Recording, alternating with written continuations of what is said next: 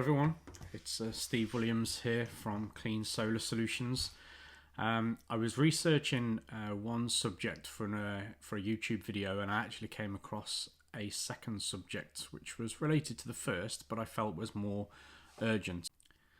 So this second subject I found really quite interesting. It fits in with the theme of health and safety, and like many things with health and safety, everything is okay until it's not.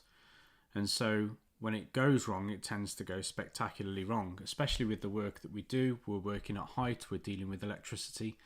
So these are two very serious dangers that can cause serious injury and in some cases even death.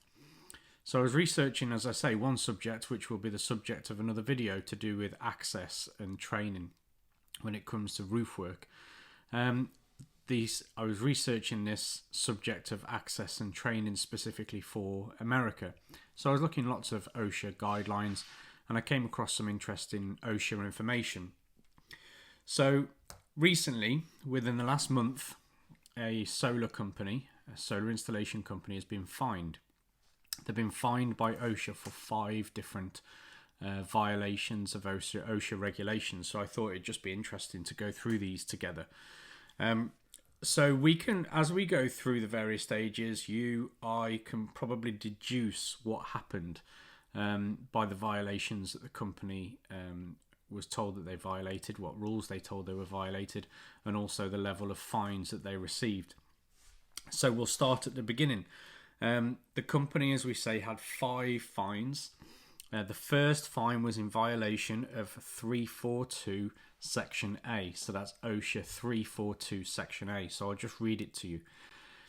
Reporting work-connected fatalities and serious injuries.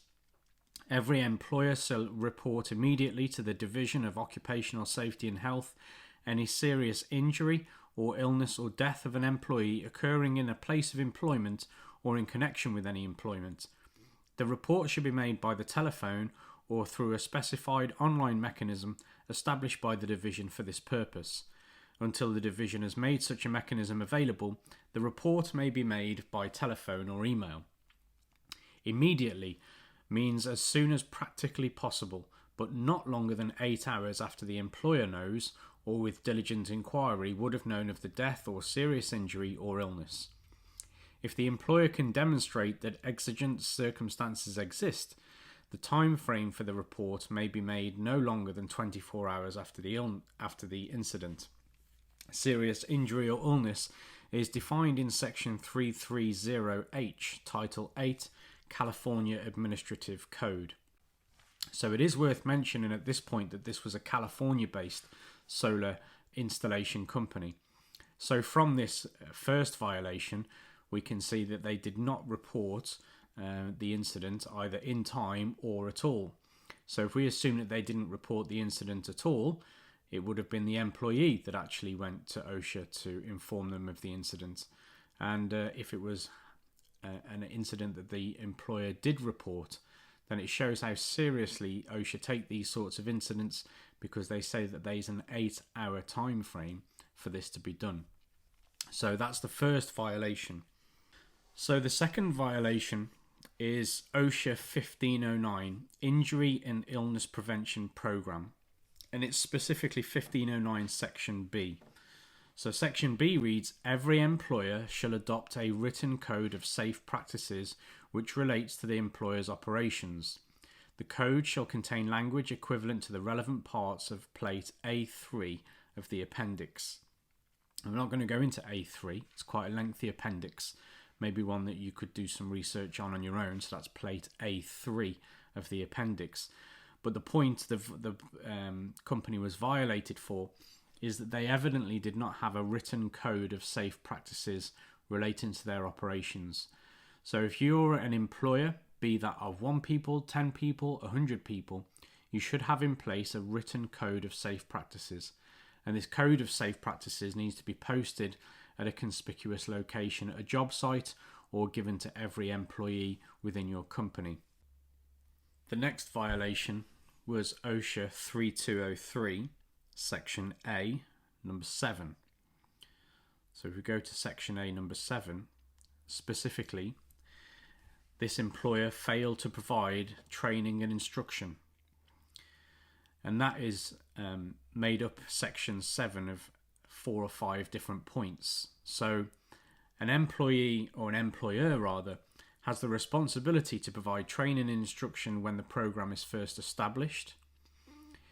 It's to all new employees, to all employees given new job assignments for which training has not previously been received, whenever new substances, processes, procedures or equipment are introduced to the workplace and represent a new hazard, whenever the employer is made aware of a new or previously unrecognised hazard, for supervisors to familiarise themselves with the safety and health hazards to which employees under their immediate direction and control may be exposed.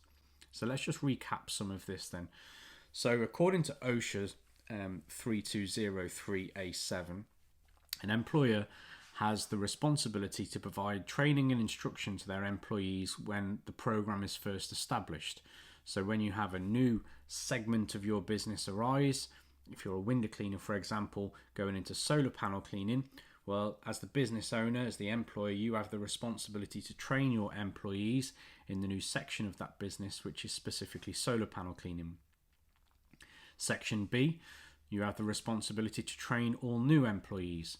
This seems to go without saying, but it is very easy to be so busy. The reason that you need an employee is because your business is growing. And so it's very easy to get this new employee in your company. I think I'll get around to train them soon, next week. They need to do their training as soon as they join your organisation, before they go out doing the task at hand. We have a company policy that no employee will go out doing jobs on tools without first spending a whole 2 days in the office. The 2 days in the office consists of official training programs, working at height, manual handling, slip, trips and falls, etc., but also of our company procedures.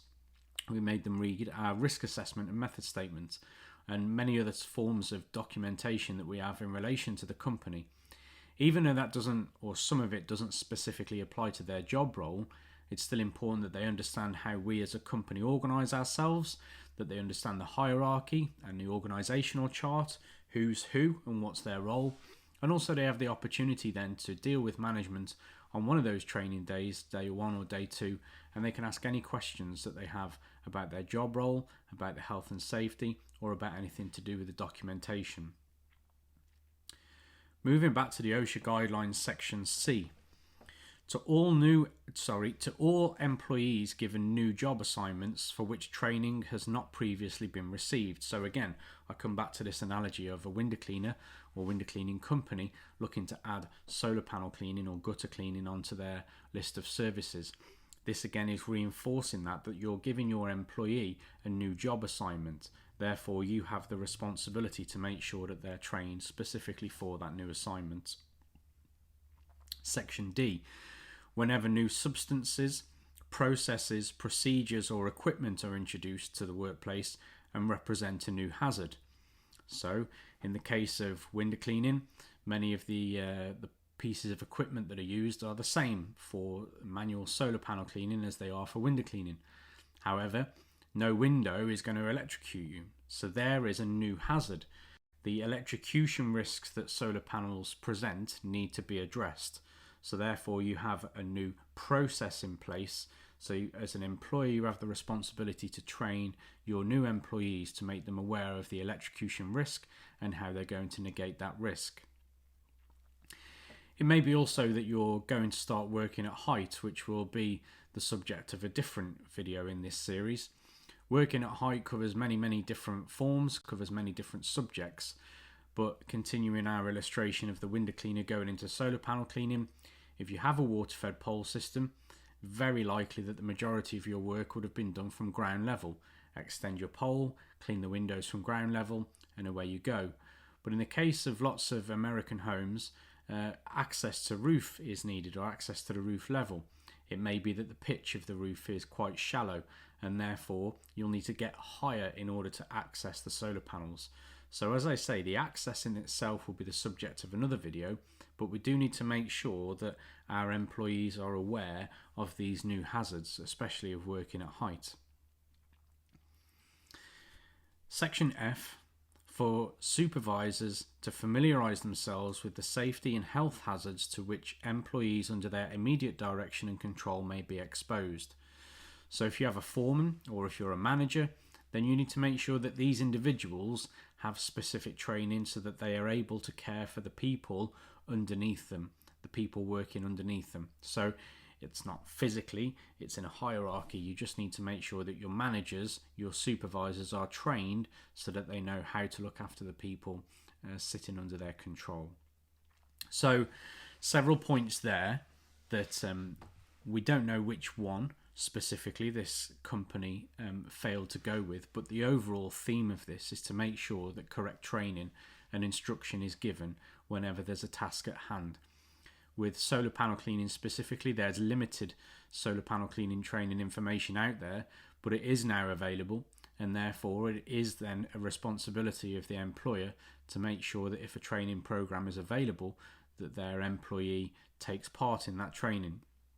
That's not to force people into taking a training course, but OSHA say that if there is training available, then training should be given, especially when we're dealing with things, as we've said, like the seriousness of electrocution and working at height. We have a fourth violation of OSHA regulations. Specifically, this violation is 1511 section B, and I'll just read this to you. It says, prior to the presence of its employees, the employer shall make a thorough survey of the conditions of the site to determine, so far as practicable, the predictable hazards to employees and the kind and extent of safeguards necessary to prosecute the work in a safe manner in accordance with the relevant parts of Plate A2A and B of the appendix. So we'll just simplify this. In essence, what should have taken place and evidently didn't take place is that the employer did not do a site survey prior to work commencing. They didn't go and see what hazards their employees would be exposed to. So this is the likeliest cause of the accident. If the employer knew where the risks were going to be, he would have made sure that there were provisions there. Now there is a secondary point in this section B. It says that so far as practicable, the predictable hazards to the employees and the kind and extent of safeguards necessary to prosecute the work in a safe manner. So the employer has the responsibility to make sure that they provide all of the safety equipment necessary, including access, in order for their employees to carry out their work safely. This evidently wasn't done on this occasion. So this is an interesting little sub-clause that isn't so popular where I'm based in the UK, but nonetheless it is an OSHA clause for which this company received a violation fine. The final violation, violation number 5 for this solar installation company, is OSHA 1670, and the heading of this particular heading, this subsection, is personal fall arrest systems, personal fall restraint systems, and positioning devices.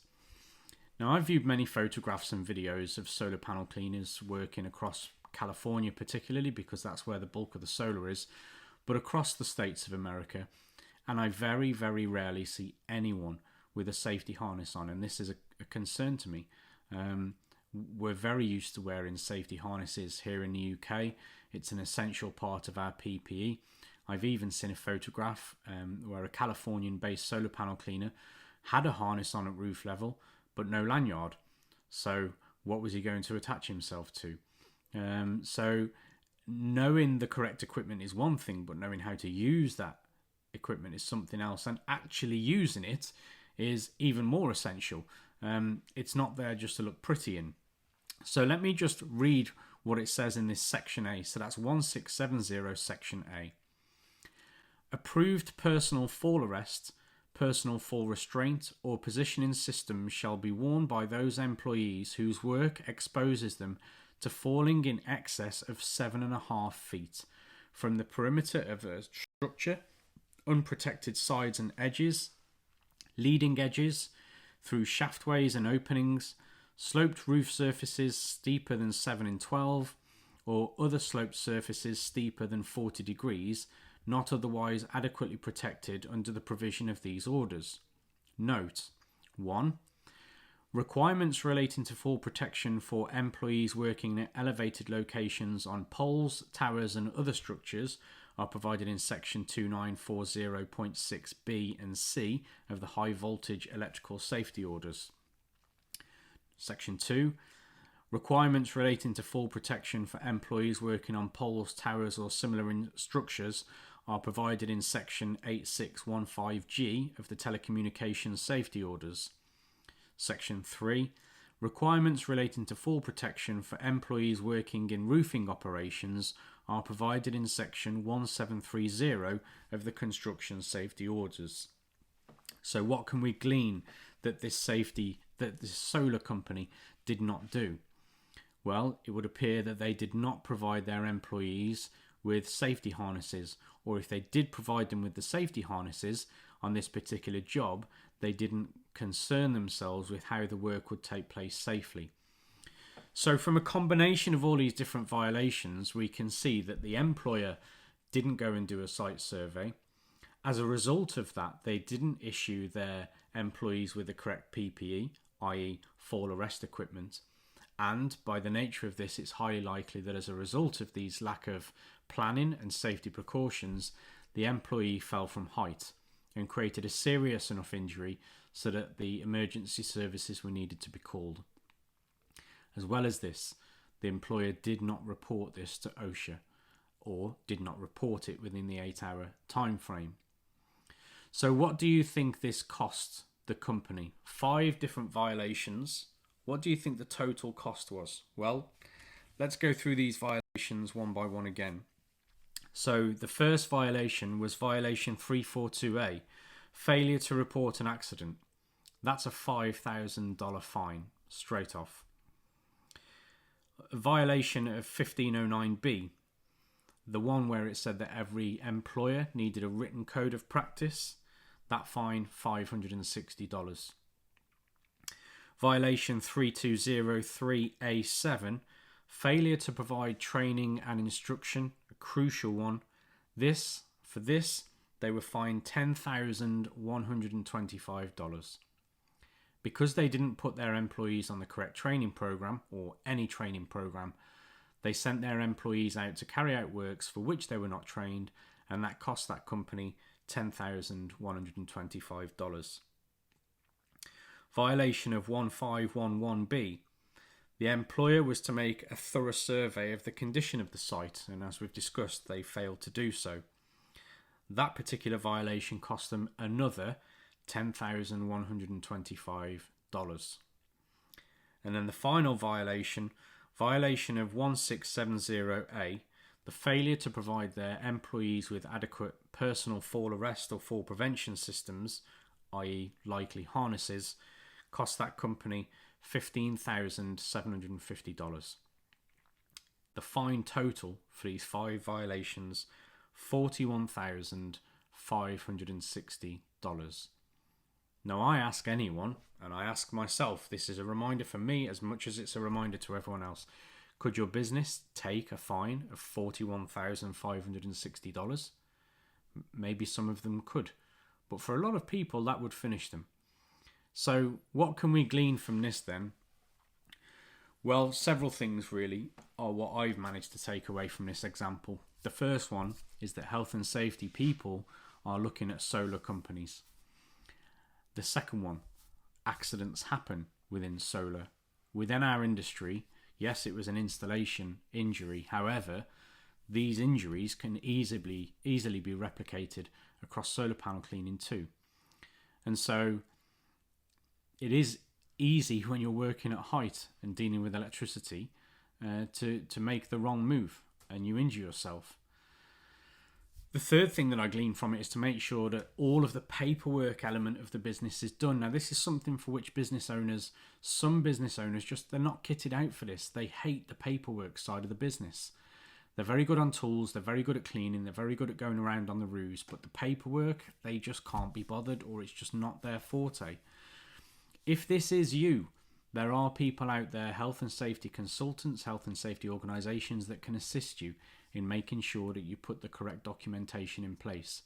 So if you're an employer, whether you employ one person, be that a family member, a friend, or someone who's distant to you, if you have more than one employee, you need a code of practice. You must have that in place in writing. And then also, as the employer, we've got the responsibility to make sure that our employees work safely and that we know what their job is. We know what conditions they're going into. Now, as the years progress as business owners, it becomes easier to identify the patterns of work that need to take place according to the site that they're going to. But if we're just building the solar panel cleaning business as a standalone business or as part of a different company that we own and we're looking to bolt the solar panel cleaning on, we really do need to build up, accumulate experience of the various risks. The risks on residential buildings are very different to the risks on commercial buildings. The risks on commercial rooftops are very different to ground mount installations. And different again are the risks associated with cleaning floating solar arrays. So it can take some time to accumulate enough knowledge so that we know when we send our employees out what the site conditions are that they're going to be facing. And then finally, we have to make sure as employers that we are investing in the correct PPE. Make sure our employees have harnesses.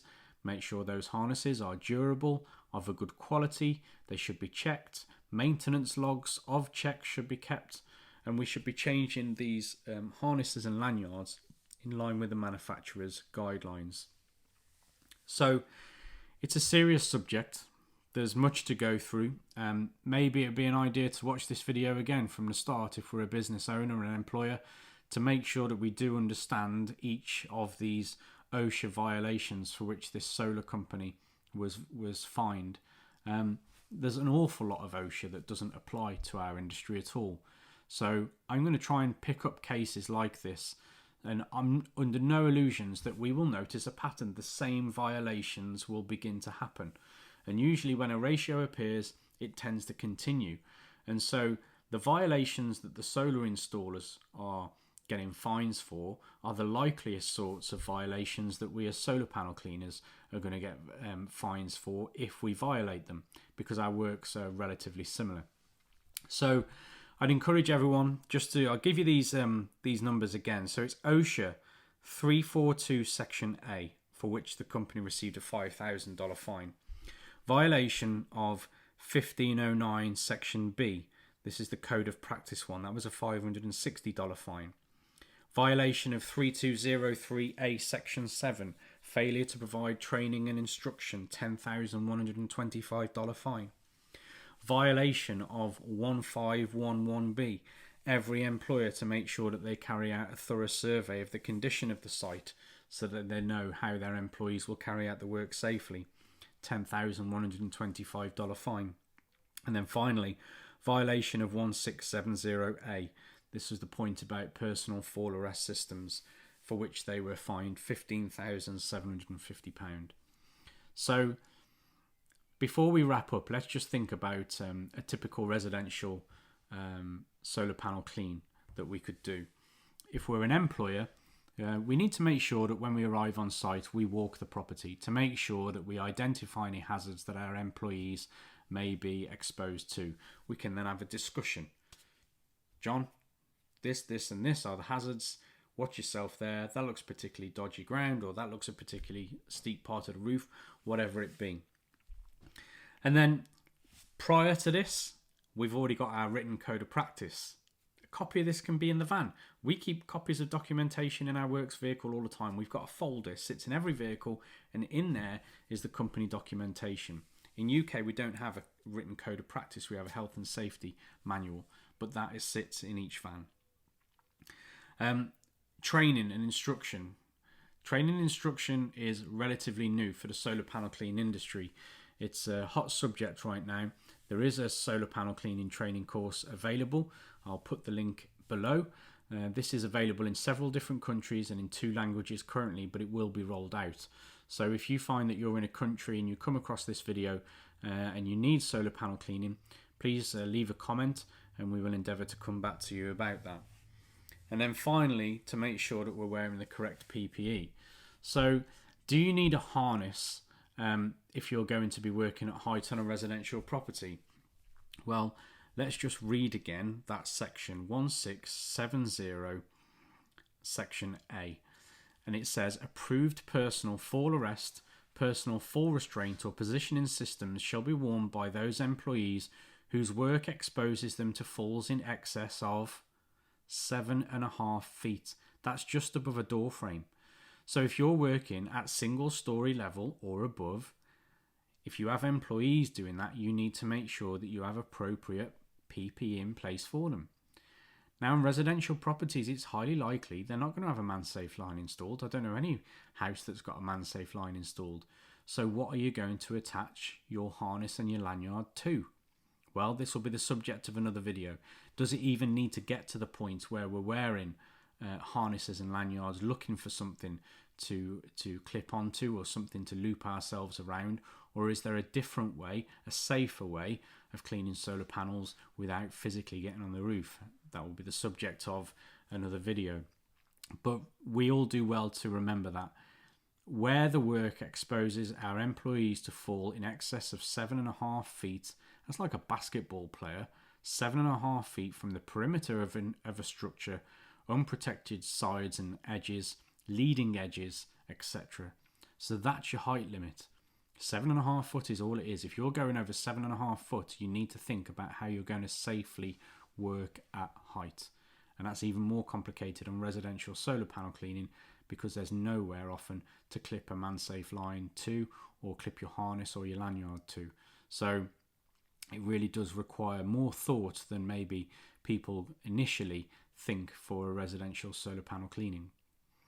So I'd like to thank you all very much for watching. I hope that you found some of that information valuable.